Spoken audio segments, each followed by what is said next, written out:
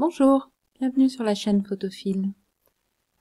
Bienvenue dans ce nouveau cours consacré à Affinity Photo. On va s'intéresser cette fois aux macros, c'est-à-dire à la possibilité d'enregistrer des actions de manière à les reproduire automatiquement.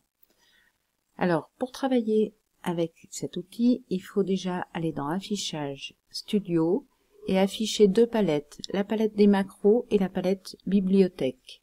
Donc ici, macros, et puis je refais la même opération, Affichage, Studio, Bibliothèque. Ici, par défaut, j'ai déjà des macros qui sont préenregistrés dans le logiciel. Là, on va créer notre propre macro. Je vais retourner donc sur l'onglet Macro. Alors, une macro, c'est l'équivalent des actions ou des scripts dans Photoshop. Ça va me permettre en fait d'enregistrer une liste d'actions que je veux pouvoir reproduire sur d'autres images. On va faire un exemple pour ajouter un copyright par exemple sur cette image. La manœuvre elle est assez simple. Ici j'ai le bouton d'enregistrement qui va me permettre de lancer l'enregistrement de la macro. Je clique dessus, à partir de là il va enregistrer tout ce que je vais faire dans le logiciel. Donc là je vais afficher mon logo qui était déjà ouvert, CTRL A pour sélectionner l'ensemble, CTRL C pour le copier, je reviens sur mon image, je fais CTRL V pour le coller. Vous voyez que j'ai une action qui s'est affichée ici.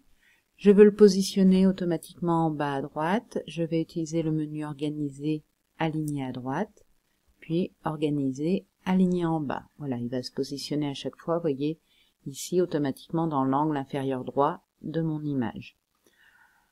Admettons que je vais rajouter un effet, un mode de fusion pour, voilà, le fondre un petit peu dans mon image. Là, je vais appliquer le mode addition. Et ici, un effet de calque, par exemple, biseautage, estampage, pour donner un petit effet de relief. Voilà. Ici, j'ai terminé ma macro. J'arrête l'enregistrement en cliquant sur le bouton Stop. Et je vais voir dans la liste les actions qu'il m'a indiquées. Donc par exemple, on a des actions ici qui n'ont pas cette petite roue, et certaines comme le mode de fusion sur lequel j'ai une petite roue dentée qui me permet éventuellement de modifier la macro avant de la lancer sur d'autres images pour mettre un autre mode de fusion. Je retrouve le mode de fusion que j'ai choisi, mais je pourrais éventuellement modifier ça. Même chose par exemple pour les paramètres de l'estampage que j'ai appliqué. Donc en fait, il enregistre toutes ces actions dans la liste. Donc là, disposer les nœuds, ça correspond à ce que j'ai fait quand j'étais dans le menu Organiser, Aligner à droite, puis Aligner en bas. Quand je vais vouloir utiliser cette macro sur une autre image, il faut d'abord que je l'enregistre dans la bibliothèque de manière à la mettre à disposition. Actuellement, elle n'est disponible que si je voulais la réappliquer par exemple sur cette image, c'est-à-dire que je supprime mon calque, je lance la macro ici en faisant lire et vous voyez, il m'a automatiquement reproduit mon effet. Si maintenant je veux donc l'utiliser sur une autre image, je vais l'ajouter à la bibliothèque. C'est ce petit bouton, le deuxième en fait, des petits carrés avec un tout petit plus en haut à gauche. Ajouter à la bibliothèque. Je vais l'appeler Photophile. Donc on lui donne un nom. Il y a la possibilité aussi d'organiser en fait quand on a créé plusieurs catégories dans la bibliothèque. Là pour l'instant je n'ai que la catégorie par défaut, Je vais l'ajouter dans cette catégorie. On verra ça par la suite quand on a beaucoup de macros. On peut les ranger. Donc Photophile, je dis OK. Ici, il me bascule sur l'onglet Bibliothèque et je trouve ici la liste de ceux que j'avais déjà par défaut et mon script Photophile, il m'indique qu'il y a 6 étapes dans mon script.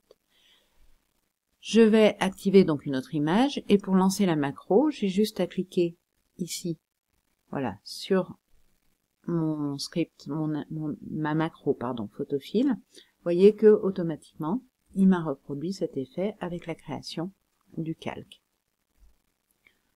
Donc les macros, elles peuvent vous permettre d'enregistrer en fait des actions que vous reproduisez souvent. On verra d'autres éléments sur les macros qui vous permettent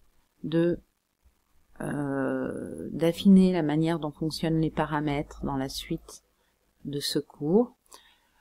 Juste une remarque, dans Affinity Photo, il y a beaucoup de choses qui ne sont pas enregistrables en macro.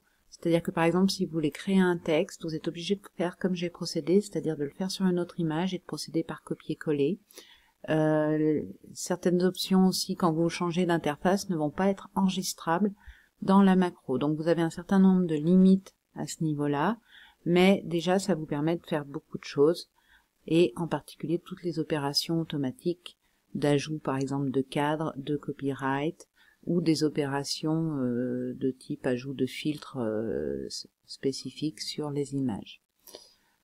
Voilà, donc on continuera ce cours avec quelques détails en plus sur ces macros, et puis aussi sur la manière d'appliquer les macros à un ensemble d'images automatiquement.